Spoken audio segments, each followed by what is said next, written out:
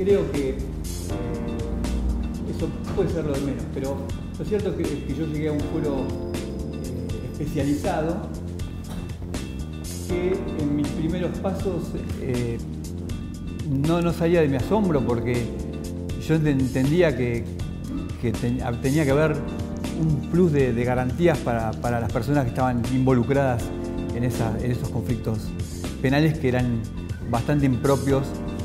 para una personalidad en formación. Así fue que mi idea también, un poco consustanciado con lo que acaban de manifestar mis colegas, es darle verdadera importancia a lo que significa un fuero especializado, acentuar ese rasgo de especialidad, pero no en detrimento de los chicos, sino al contrario, tratando de fortalecer un montón de aspectos que no pueden ser abordados con un criterio netamente positivista, es decir, los códigos desde el penal hasta el procesal no pueden ser aplicados de manera con una visión de un tecnócrata, sino que hay que verlos analizando la situación de cada niño en particular, como en una primera aproximación que yo tuve con la ley, que ya es vetusta, la ley 2268, ya la forma, cuando yo llegué en el año 92 a la justicia de menores, la verdad me sorprendió la forma, primero, de escuchar desde cómo está redactada la ley a un joven en conflicto con la ley penal. Yo lo escuchaba en el artículo 1, ya sin ningún tipo de derecho, y ahí sí ya, como dijo el doctor Hantus, ya está en un pie de desigualdad, porque al mayor se lo escuchaba en declaración indagatoria, con todas las garantías que tiene una persona que está imputada de un delito, de tener una entrevista previa con su defensor, de abstenerse de declarar sin que ello signifique presunción en su contra. Y eso no estaba previsto para un chico. Entonces, el juez tenía una facultad discrecional amplísima, lo convocaba al niño joven y podía hacerle todo tipo de preguntas y realmente se obtenía una prueba totalmente viciada. Ni hablar cuando ese chico integraba un grupo de personas, una banda, para cometer, y estaban siendo investigadas por una hipótesis de delito. En esos casos, muchas veces con un criterio de averiguación de la verdad, lo que se hacía era justamente a partir de esa desigualdad de situaciones donde un mayor contaba con los derechos de la entrevista previa, de negarse a declarar, se convocaba primero al chico para, a partir de ese dato, de ese interrogatorio desprovisto de mayores formalidades, se podía avanzar en la investigación de una manera bastante poco legal, ¿no?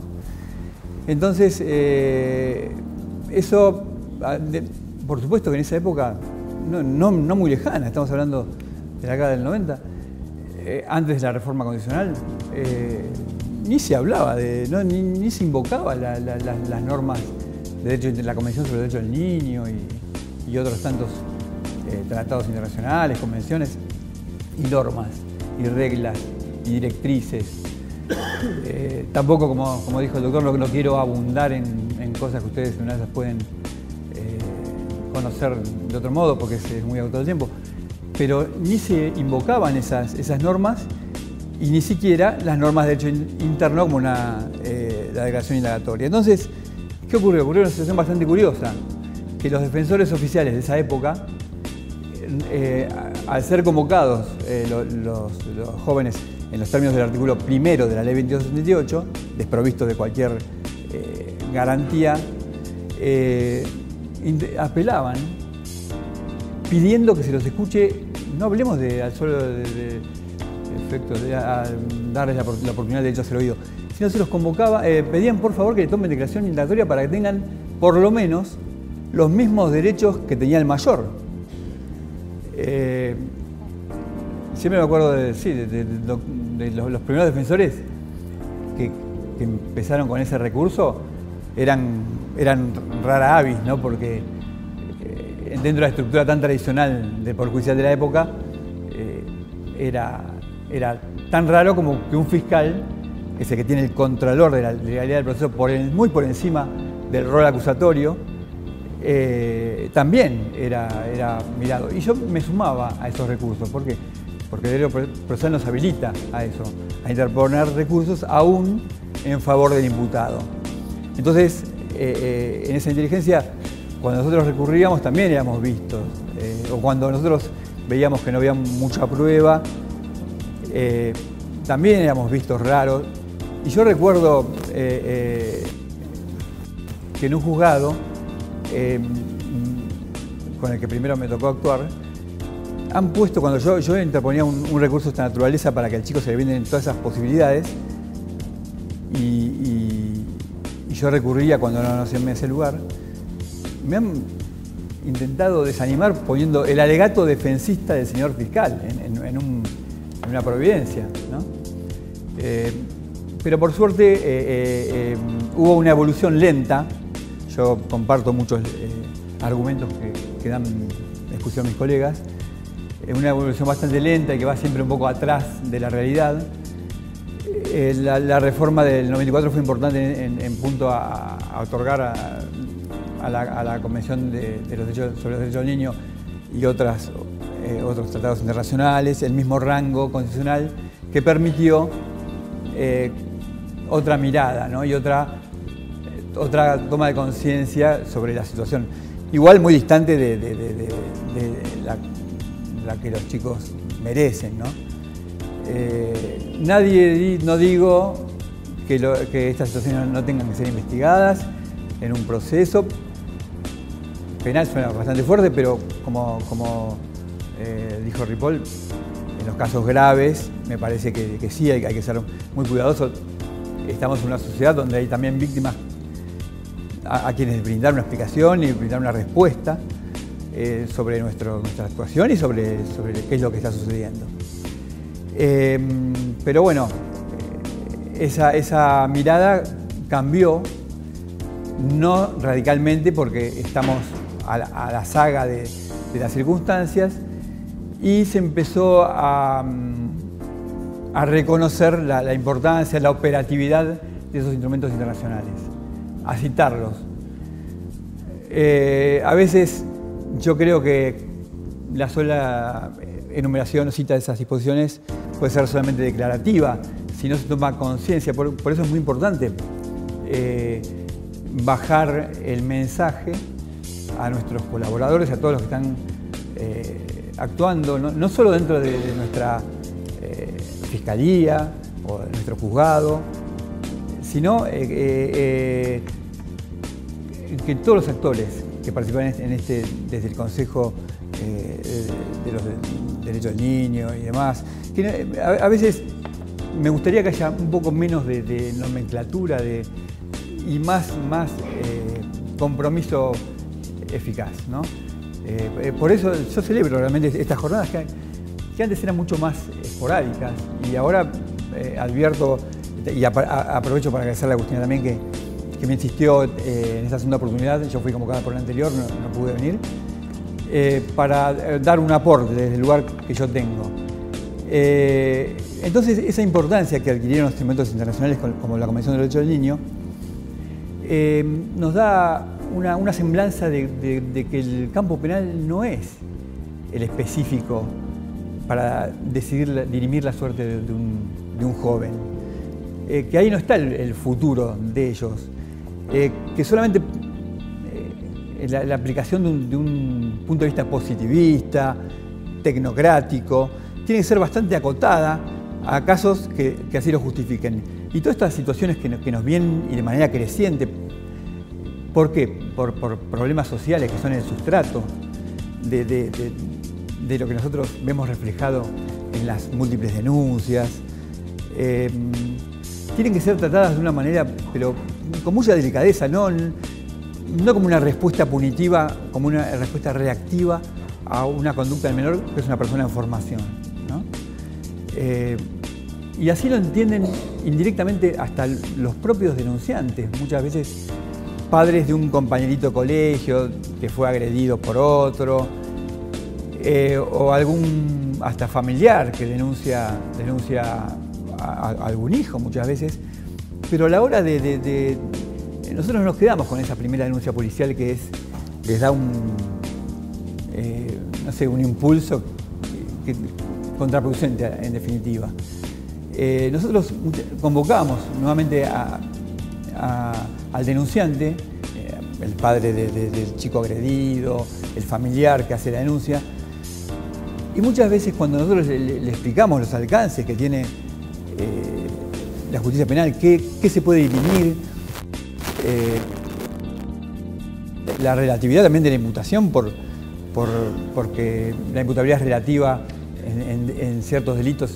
entre las edades de 16 y 17 años, también la imputabilidad es relativa y solo los delitos graves son perseguibles penalmente. Entonces, en esa instancia donde son convocados, muchas veces dicen, no, yo entiendo, yo hice denuncia porque yo quiero una respuesta, yo no puedo manejar a mi hijo, yo quiero que este tema tenga un abordaje, se le dé un tratamiento psicológico, es decir, buscan respuestas del Estado, pero desde otro ámbito. Entonces, yo entiendo que se ha fortalecido y eso es bueno, y es deseable que se ponga el acento en que eso tiene que ser fortalecido, pero con mayor compromiso, es la interacción de la justicia, pero fuera del campo penal. Porque el campo penal en muchos casos no tiene tampoco, al chico se lo declara no punible por la edad, y el problema sigue. Si no se realiza un abordaje, no ya desde una vista antigua del patronato, con una injerencia desmedida y arbitraria y tan discrecional que derivaba en numerosas internaciones que solo derivaban en formaciones erróneas para una personalidad que está creciendo, que no está consolidada, sino un abordaje interdisciplinario, donde la justicia civil también tiene que ponerse los pantalones largos y entrevistar a toda la familia, independiente de dónde viva, si es un barrio donde se pueden embarrar o no, es decir, y brindando alternativas, ¿no? Brindando alternativas para que los chicos puedan insertarse, no ser excluidos, ¿no? Tengan oportunidad de formarse, de estudiar, sin que eso signifique que tengan que padecer hambre, porque con hambre nadie puede estudiar. Y si les toca trabajar ya en una instancia, que sea una instancia posterior. Yo tuve un montón de gente conocida y sí, tuve que salir a trabajar y no pude. Sí, la realidad es muy distinta. Por eso también me causó gracia, en realidad no me causa ninguna gracia, pero cuando el doctor preguntó qué es el cardenal Newman, porque muchas veces las cabezas de los operadores están formadas en ámbitos donde está todo resuelto, o no sé si todo resuelto, pero por lo menos la economía o la situación familiar, social, está medianamente resuelta. Entonces esas cabezas a veces no están preparadas si no hay un adiestramiento, si no hay jornadas de este tipo o más específicas para concientizar de lo que significa darle una respuesta a la sociedad, a las víctimas, pero también a los chicos a quienes en 10 minutos no les podemos cambiar la historia. Es decir, a mí me parece muy loable lo que el doctor hizo con ese Ulises, pero me parece que a veces puede ser insuficiente si no va acompañado de otros mecanismos más sistemáticos de abordaje, como en la previa tuve el agrado de conocer a una persona que trabaja en la Isla Silvia y a la que el doctor iba asiduamente a interesarse por la suerte de esas personas que estaban involucradas y que realmente son altamente vulnerables. Entonces es muy importante la actuación no solo de la justicia civil, pero no con la mirada institucional, sino con una mirada de interesarse y resolver con eficacia los problemas que hay en una familia que está ausente porque tiene que ir a laburar, porque está desintegrada, porque es disfuncional, porque el padre está preso, y que esa situación se vea acrecentada ahora con una nueva oleada de desocupación. Yo no quiero hacer política, pero está tan relacionado que es imposible no mencionar las realidades. Entonces, todo eso se tiene que revertir y de manera inmediata, porque si estos procesos avanzan de exclusión, los daños son irreparables y van a aparecer otros